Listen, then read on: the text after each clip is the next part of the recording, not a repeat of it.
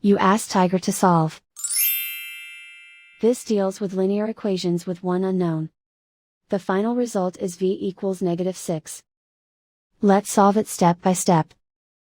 Group all constants on the right side of the equation. Add 1 to both sides.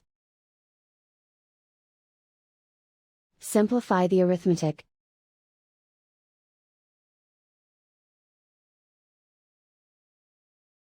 Isolate the v. Divide both sides by -2. Cancel out the negatives.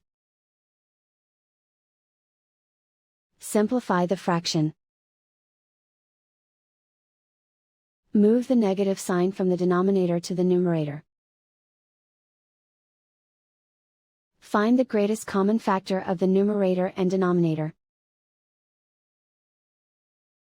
Factor out and cancel the greatest common factor.